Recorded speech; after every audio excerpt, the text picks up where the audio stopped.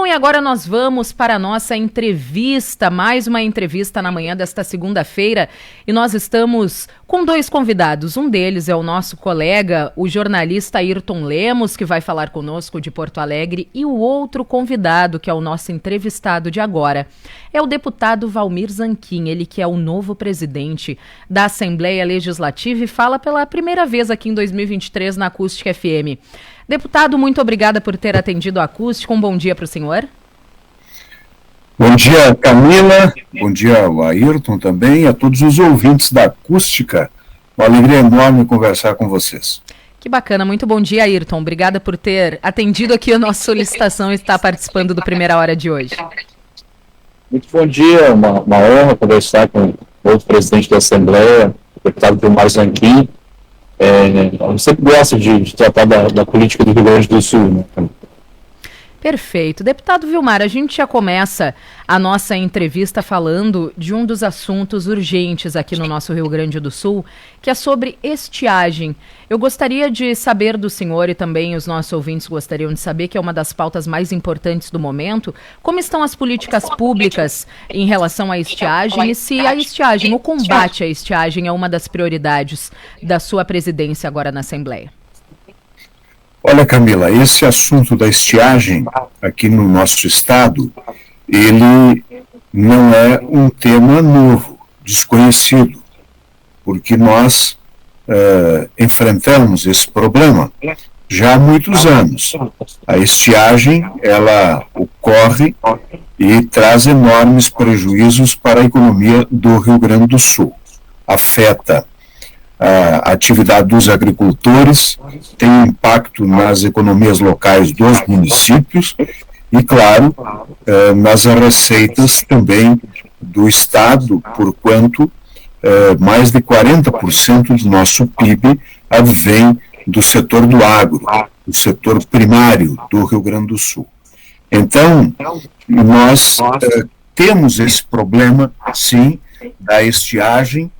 O ano passado já vivemos esta mesma situação, esse ano novamente, e ele se apresenta, né, de forma cíclica. Às vezes, alguns anos nós não temos problemas com a falta de chuva, mas depois temos prejuízos severos com a crise hídrica.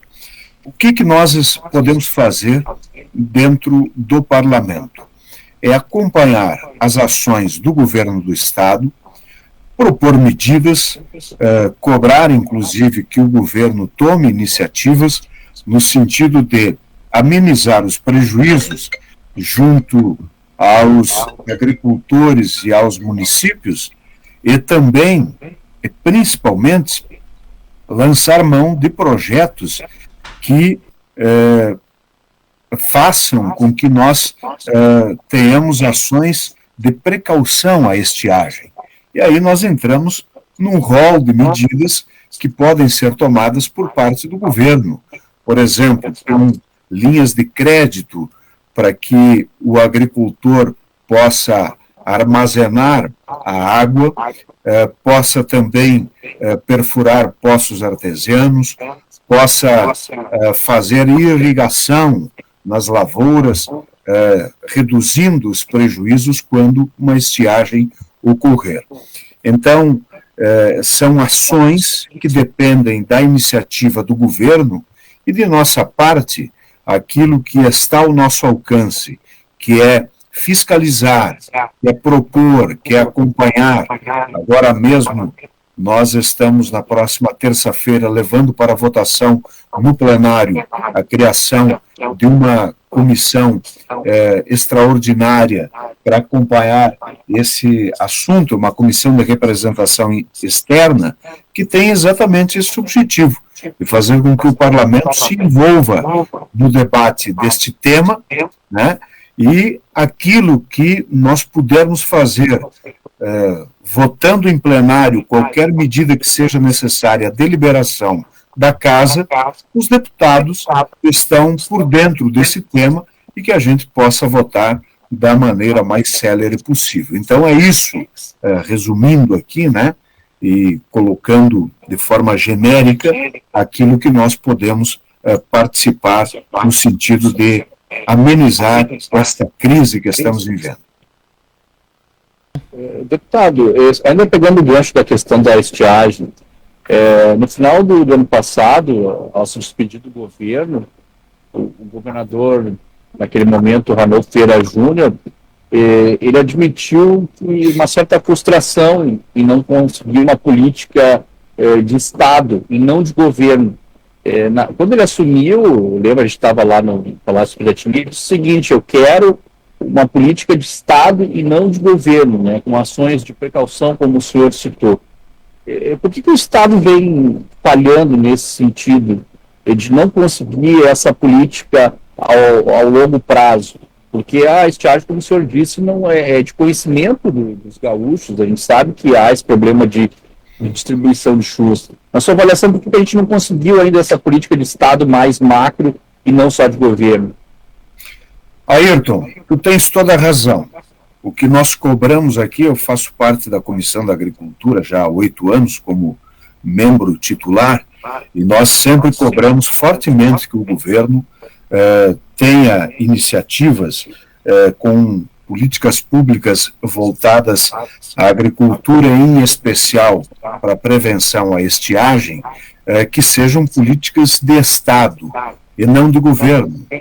Isto é, que perpassem os governos, né? Que sejam permanentes, porque não é possível você tomar uma iniciativa de uma política pública e se encerrar quando conclui-se um governo, né? Um mandato. Então, é preciso mesmo que nós tenhamos iniciativas que perdurem ao longo do tempo e que exatamente tenham como objetivo a prevenção, né? Quando ocorrer uma estiagem, que nós não tenhamos tantos prejuízos como observamos nas últimas estiagens. Agora mesmo já contabilizamos prejuízos bilionários. Eu te diria, respondendo objetivamente a tua pergunta, que talvez até alguns anos atrás era até compreensível que o governo dissesse que não teria condições financeiras de tomar uma iniciativa mais robusta no sentido de apoiar os agricultores ou de instituir um programa, né, que exigisse recursos financeiros e que fosse possível resolver esse problema ou amenizar os prejuízos quando viesse a ocorrer uma crise hídrica, uma falta de chuva. Mas agora, eu te diria que talvez aí esteja a indignação do ex-governador, né, de que recursos o Estado até dispõe, talvez não na quantia necessária ou que se gostaria, mas nós estamos numa situação fiscal muito melhor do que estávamos há alguns anos atrás, e, portanto, é possível que agora o governo lance mão dessas iniciativas, institua algum programa que perdure ao longo do tempo. E aí eu volto naquilo que falei anteriormente. Cabe também à Casa, ao Parlamento, fazer esta cobrança, estarmos vigilantes para que o Executivo tome essas medidas e que não fiquemos apenas nas intenções ou na retórica.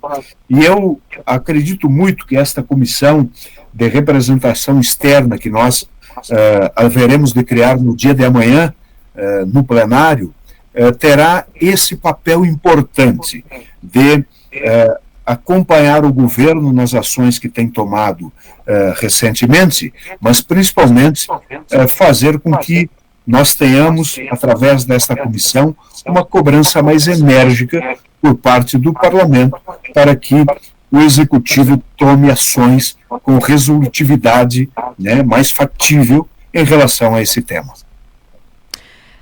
Deputado Vilmar, Eu gostaria também que o senhor me falasse um pouco sobre o seu início de trabalho aí na Assembleia. Logicamente, o senhor acabou de pontuar tudo o que vai acontecer em relação à estiagem, mas alguns outros pontos do seu início de trabalho na Assembleia, junto, obviamente, com os outros componentes da mesa da Assembleia, quais são as prioridades desse trabalho? Educação, a gente falou em estiagem também, saúde, quais são as prioridades? Olha, Camila, o parlamento é o único poder onde 100% da população gaúcha está representada. Aqui nós temos 55 deputados das mais diversas vertentes políticas, pensamentos, ideologias. Temos 15 bancadas de partidos políticos que representam, no seu conjunto, a totalidade da sociedade gaúcha. Portanto, nós, oportunizando que todas estas vozes tenham espaço dentro da casa, nós já cumprimos muito bem o nosso papel. Agora, nós podemos ir além do que ser o poder que é a caixa de ressonância das demandas da sociedade e o espaço onde ocorrem os grandes debates e que todos os pensamentos possam ter um espaço dentro do plenário, nos órgãos técnicos ou dentro de qualquer atividade que possa ser exercida por um parlamentar. Nós elegemos neste ano um tema que será central nos debates dentro da casa, além de todos os demais que virão ao longo deste ano, que é exatamente a educação que você acabou de fazer referência. Por quê? Porque nós entendemos que desenvolvimento pleno de uma sociedade, a educação necessariamente tem que estar presente. Você pode tomar iniciativas, melhorar a infraestrutura, você pode ter serviços públicos de qualidade que elevem a condição da sociedade para um patamar melhor, né? Mas se você não tiver educação como sendo uma área que deve ser tratada como prioridade para a formação das nossas crianças, dos nossos jovens, principalmente, você pode até ter algum progresso, algum desenvolvimento, mas ele não será pleno, completo, ele será capenga, porque ele não será duradouro. Para nós imaginarmos a transformação para melhor de uma sociedade, nós precisamos que as pessoas, sobretudo os alunos da rede pública estadual, municipal, as nossas crianças, os nossos jovens, tenham formação, qualificação. Formação para a vida, para serem cidadãos completos, né? E formação profissional para terem oportunidades de disputar uma vaga de trabalho. Hoje nós temos no Brasil uma carência enorme de mão de obra em alguns setores. Há estudos, inclusive, que dizem que nos próximos 3 anos faltará mais de 500 mil de profissionais na área da tecnologia. E nós podemos, aqui no Rio Grande do Sul, aproveitar até uma vocação que nós temos em relação a outros estados, em comparação, porque temos aqui parques tecnológicos, temos aqui polos tecnológicos, que estão presentes nas mais diversas regiões. Sediamos aqui o South Summit, que é a maior feira mundial de tecnologia e inovação, e, portanto, esse tema não é novo para nós gaúchos, mas nós precisamos impulsionar esta área. E esse impulsionamento se dará através da melhoria das condições educacionais. E melhoria da educação, Camila e Ayrton, não é apenas você ter escolas com espaços físicos de qualidade, não é apenas você valorizar os profissionais da educação, mas é, sobretudo, você fazer um debate muito profundo com a sociedade sobre a matriz curricular, por exemplo, para colocar atividades e ensino profissionalizante para os nossos jovens, para que eles possam buscar no mercado de trabalho, que é altamente competitivo, uma oportunidade para o seu sustento e para serem felizes, para terem uma formação que possa inserir os jovens da rede pública estadual e municipal no mercado de trabalho. Então é com essa visão que nós queremos promover esse debate nesse ano na área educacional. Antigamente, nós figurávamos como um dos melhores estados do Brasil no quesito educação. Éramos referência, inclusive, nesta área. E hoje nós percebemos que outros estados estão muito à nossa frente. Aqui na região sul, nós somos o último estado nos indicadores educacionais. Nós precisamos recuperar esse tempo perdido e esses indicadores que outrora já foram nossos e que hoje pertencem a outros estados. Presidente, deputado Vilmar Zanquim, eu vou continuar na questão da educação, que o senhor elencou como uma das suas prioridades na questão agora da Assembleia. O governo Eduardo Leite, ele disse que vai priorizar a reforma de 28 escolas. O senhor falou sobre a questão da estrutura das escolas, estão passando na sua fala, né? Mas o governo faz muito mistério em relação a quais serão essas 28 escolas, poucas informações para a imprensa a respeito de quais serão essas instituições de ensino que vão receber essas reformas, e o déficit de escolas que precisam de reformas estruturais. A gente tem um até de uma parlamentar da Sofia Caverdon, é muito maior do que essas 28 escolas.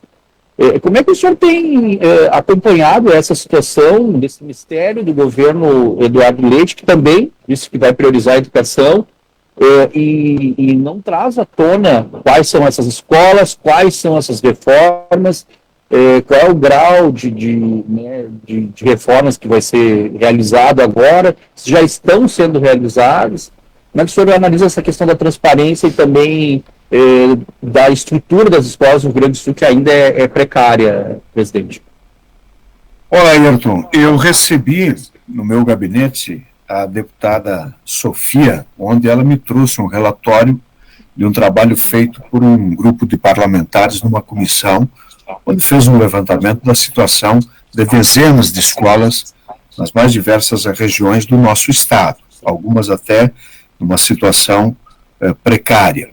Eu confio muito na capacidade do nosso governador de ser sensível a todos esses pensamentos, a todas essas manifestações, não apenas aqui da casa, mas também da própria comunidade escolar. E nós sabemos que tem escolas da rede pública estadual que precisam de intervenção urgente para que possam receber o corpo discente, né, os alunos agora nesse início de ano letivo. Eu acho que a Secretaria de Educação tem sim que tornar públicas informações de quais ações já estão em andamento, qual é o cronograma a ser cumprido nessas próximas semanas, nesses próximos meses, de recuperação, reformas de escolas, inclusive quais os educandários que estão sendo olhados para a implantação do ensino em turno integral, porque tem um desejo do governo, já divulgado inclusive pela imprensa, que até 2026 serão implantadas 550 escolas em turno integral aqui no Rio Grande do Sul, que é um número expressivo. Mas tu tens a razão, acho que talvez nesse início de governo tem faltado, né, esta transparência, eu diria até maior, para que todos possam tomar conhecimento do que é que o governo está pensando. Embora também entendo que é começo do governo, né, há toda embora seja uma continuidade do governo, mas há uma composição nova, inclusive de secretários que estão começando agora e que, por certo, devem estar se inteirando da situação. Inclusive, a própria secretaria que vai cuidar das obras nas escolas é uma pasta nova com uma secretária que está assumindo agora, há poucos dias. Então, nós temos que também ter esta compreensão de que, apesar de ser a continuidade de um governo, mas é uma equipe nova. E também o governo deve ter a compreensão que esta cobrança ela é legítima por parte da sociedade e da comunidade escolar. Eu espero que nós tenhamos, nas próximas semanas, todas essas informações que venham a público e que todos possam participar desta construção coletiva da educação, que é o que me parece o governo quer e que nós também desejamos. Presidente Vilmar, uma pauta que já é antiga de outras legislaturas, mas que vai sendo passada adiante, eleição após eleição da Assembleia Legislativa, é a questão do IP Saúde. É a questão da saúde em si e, mais precisamente, também do IP Saúde. Como que o senhor agora, na sua presidência, vai lidar com este ponto mais preciso do IP e também dentro da saúde? Camila, a saúde ela é uma das áreas que talvez seja o maior número de debates aqui dentro da casa, né? Ela é uma área muito sensível e nós temos observado que nos últimos anos o governo tem tomado iniciativas para esta área que tem, inclusive, correspondido uma expectativa, especialmente por parte das municipalidades que buscam parceria junto ao governo para enfrentar as demandas deste setor. Especificamente em relação ao IP, que foi um assunto muito debatido durante a campanha eleitoral, inclusive é público e notório a informação de que tem dívidas na casa até das centenas de milhares de reais junto aos fornecedores, aos prestadores de serviços, é motivo, sim, de preocupação por parte da Assembleia Legislativa. No entanto, a iniciativa de propor a solução para esse problema cabe ao IP e ao governo. E o próprio governador tem dito que enviará para a Assembleia Legislativa uma proposta para equacionar esses problemas de desequilíbrio entre receita e despesa do Instituto. Nós estamos na expectativa do encaminhamento da proposta por parte do governo, porque esta proposta deve ser de origem do Executivo, e assim que for protocolado na Casa, nós vamos oferecer a todos os deputados a oportunidade do debate mais profundo e responsável possível, para que se acolha a proposição encaminhada pelo Executivo ou que se esteja aberto e receba alguma proposta de aperfeiçoamento do projeto.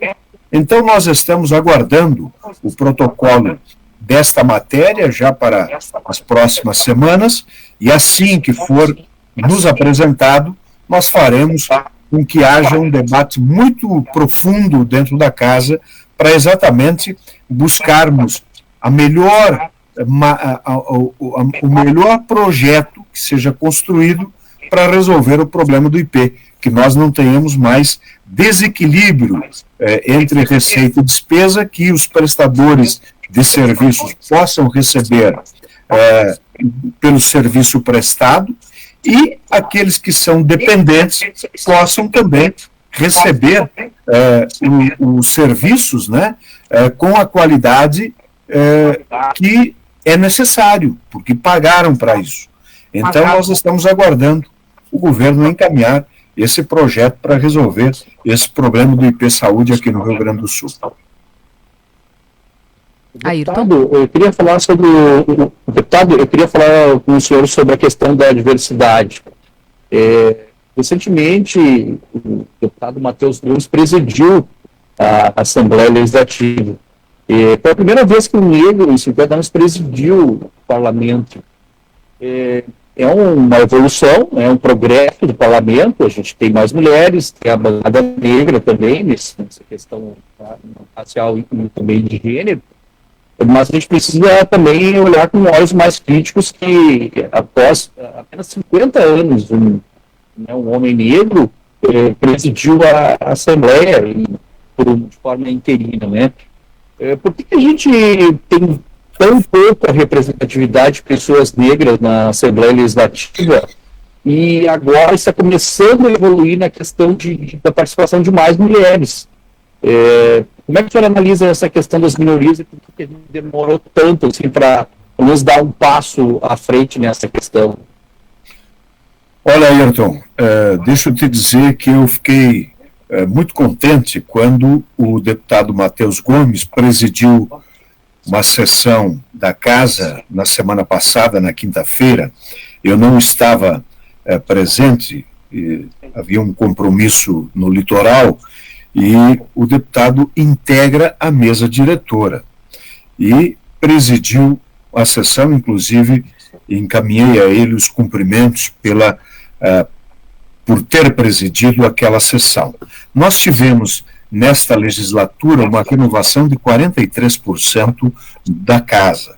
São 24 novos deputados e, como nenhuma outra legislatura nos últimos anos, nós tivemos eleitas o maior número de mulheres. E, como tu fizeste referência, pela primeira vez nós temos aqui a bancada negra na casa. Né? E isso nós temos que saudar, porque, como eu falei anteriormente, o poder legislativo é o único poder onde 100% da sociedade gaúcha está representada nos seus pensamentos, né? Cada parlamentar eleito carrega a sua história, né? Defende as suas bandeiras, e eu vejo com muita alegria esse momento que nós estamos vivendo, porque quanto mais representação nós tivermos da população gaúcha dentro da Casa do Povo, dentro do Parlamento, muito melhor. Os debates serão mais ricos, né, com contribuições para o aperfeiçoamento das leis que são aqui feitas, as proposições que tramitam pela casa, na medida em que tu tiveres uma diversidade maior de pensamento e de visões, muito mais fácil é de nós construirmos legislações que atendam aos interesses da população. Então, eu confio muito que esta representação, que a cada legislatura vai se ampliando, ela de fato está correspondendo com aquilo que a gente observa nas ruas. A população gaúcha, nesta legislatura, na 56ª, eu digo com muita firmeza, está mais e melhor representada na casa, porquanto nós temos mais parlamentares de diferentes visões, ideologias e correntes que foram eleitos para cumprir o mandato. Deputado Vilmar Zanquim, eu sei que o senhor tem bastante agenda ainda durante esta segunda-feira, então eu gostaria já de pronto de lhe agradecer por atender a Acústica FM aqui e lhe convidar para participar do Primeira Hora mais vezes. É sempre bom a gente saber como está o andamento de projetos e também prioridades tão importantes para o nosso estado. Muito obrigada e uma boa tarde de trabalho para o senhor, uma ótima semana. Muito obrigado, Camila, Ayrton, por esta entrevista com perguntas pertinentes, inteligentes, e eu agradeço muito a Rádio Acústica, que é uma rádio potente aí em toda a região, não apenas em Camaquã, e eu me coloco à disposição. Sempre que vocês desejarem, eu estou à disposição para conversar com todos os ouvintes, com vocês, porque aqui na Assembleia Legislativa, como falei, nós representamos o povo gaúcho. E quanto mais transparentes nós formos com aquilo que está acontecendo aqui, muito melhor para a democracia e para a sociedade. Então, um grande abraço para vocês, estamos sempre à disposição. Perfeito. Antes da gente desconectar, deputado, eu gostaria de lhe parabenizar também por mais um ano de vida, muito sucesso e muita saúde para o senhor. Muito obrigado. Um grande abraço a todos. Um abraço. Ayrton Lemos, obrigada, meu amigo, por participar também aqui da nossa entrevista. Que a gente consiga ainda fazer várias dobradinhas em relação a assuntos bem pertinentes. Uma boa tarde de trabalho para ti. Um grande abraço a todos aí em Tamanquá. É sempre uma honra. É só chamar. Show de bola, Ayrton. Brigadão.